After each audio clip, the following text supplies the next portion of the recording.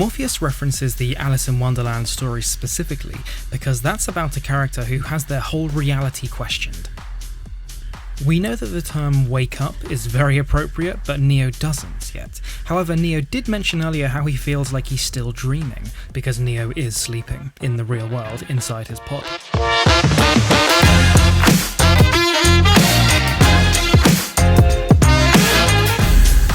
So this is the first real key theme that Morpheus talks about. It's the idea of fate or choice, and that's the central theme of the entire Matrix trilogy. That is what Neo came to do. He chose to be free. He chose to save Trinity in the Matrix Revolutions. He chose to not enslave the human race. He chose to sacrifice himself at the end to broker a truce between humans and machines. This line, "you're here because," happens again and again throughout the trilogy. The Architect says, "You're here because Zion is about to be destroyed," blah blah blah.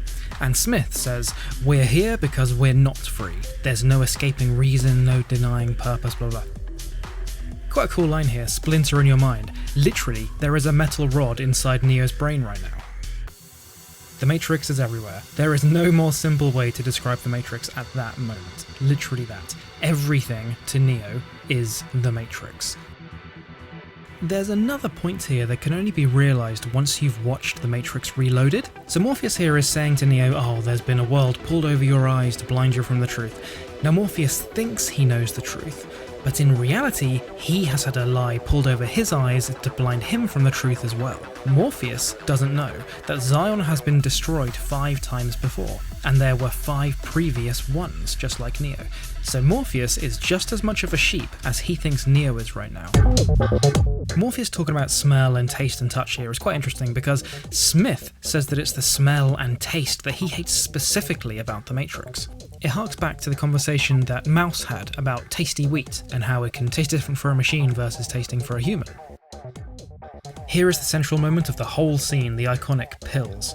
The importance of choice. That's the whole point here, is the importance of choice. As I said before, choice is the central theme of the entire trilogy.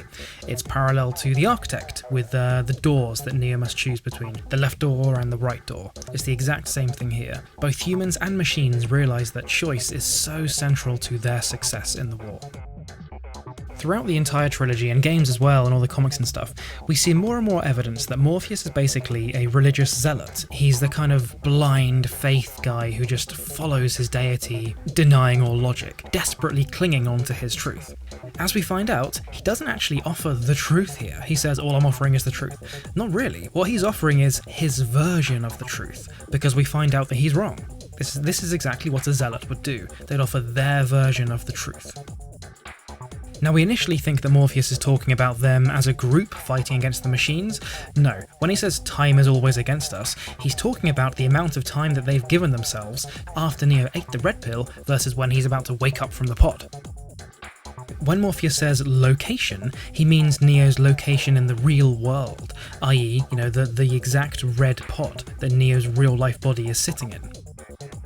Another line that might go over your head on first viewing, he's basically saying that Neo's been in the pod for his whole life, so this is the first time that Neo has opened his eyes. Morpheus is talking about the machines versus human war. After Matrix Reloaded, we realise that again, Morpheus is wrong here. The year is more like 2599, because there have been 5 previous Matrixes at least.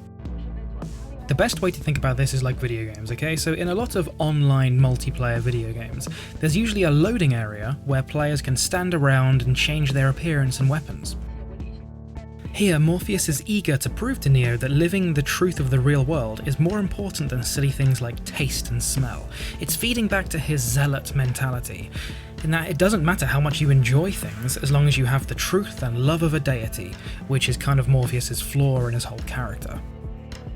As said in the Second Renaissance, this AI created machines like B166ER, which is the machine that caused the entire human versus machines war in the first place. The writers and directors of The Matrix released an entire series of animated films called the Animatrix, and one of them goes into this. It explains the entire backstory of the human versus machine war. Tap in the corner right now to watch my quick explanation of that entire storyline.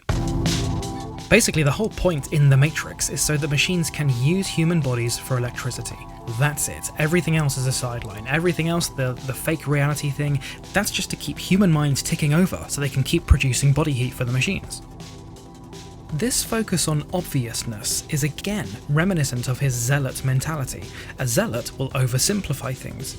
Here, Morpheus calls the Matrix control, and so it must be destroyed, but that's an oversimplification. This is why we see those children in the Oracle's flat. Normally, red pills only free children's minds. We see in The Miller's Tale that Morpheus himself was freed when he was a child.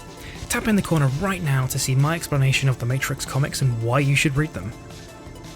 In The Matrix Reloaded, we learn that there have been 5 previous Matrixes. So here, Morpheus is referring to the previous one, but he doesn't realise. He thinks he's referring to just the guy who started the Matrix. Combined with Neo's meeting with the Oracle, this makes her sound like she is on the humans team. However, we eventually learn that her prophecy is merely another form of control.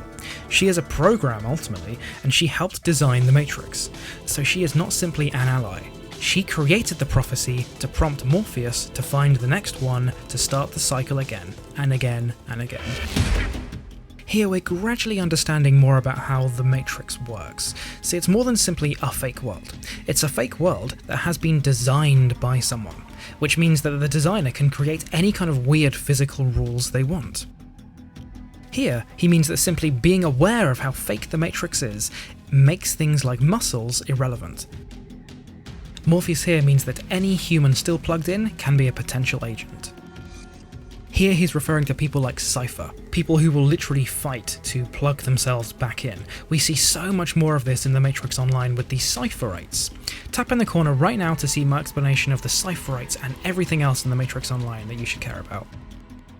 When he says software here, he's referring to the RSI of all the humans still plugged in.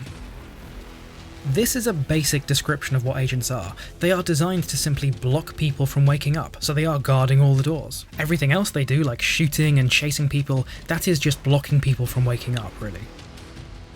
Another line that might slip through here. So Morpheus is saying that agents were technically designed by someone, like a video game NPC. They can be super fast, super strong, but ultimately they have a limit to how fast and strong they can be. Neo doesn't. Neo can realise how fake the Matrix is and literally have unlimited strength and speed.